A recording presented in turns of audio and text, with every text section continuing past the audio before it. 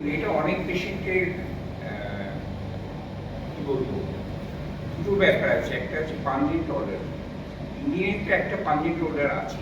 Patient যখন বলছে তাহলে এটা একটা অ্যাবনর্মাল, সে তো ছোটোবেলা থেকে ইন্ডিক করতে করতে অন্যটা অভ্যস্ত, তাহলে প্রথমে আমাদের এক্সপ্লেন করতে হবে ইন্ডিক কোনো ইনফেকশন আছে কিনা।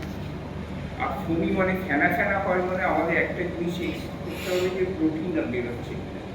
যদি প্রোটিন না বেরোয় তাহলে পেশেন্টকে রিঅ্যাসিওর করবেন যে আপনাদের এটা নিয়ে কোনো চিন্তা করতে হবে। অনেক সময় ডিহাইড্রেশনের জন্য তো বমি হতে পারে। ডিহাইড্রেশনের জন্য হয় না, আসলে ডিহাইড্রেশন খুব একটা কমন না। বমি এমনি হতে পারে স্পিডে যদি এমনি হয়।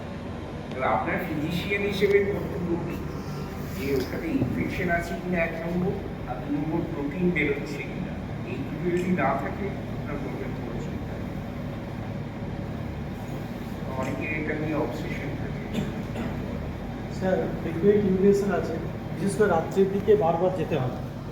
41 এজেড ফিমেল পেশেন্ট, তো তাহলে ইউরিন কালচার করা হয়েছিল, নো গ্রোথ আছে, ইকোলাই আসেনি।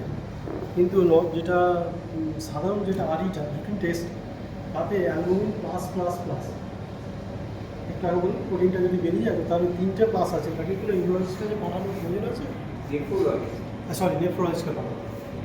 কারণ 24 আওয়ার্স প্রোটিন করতে হবে, প্লাস যে একটা আমার নেফ্রোলজিস্টের কাছে ওটা পাঠানো।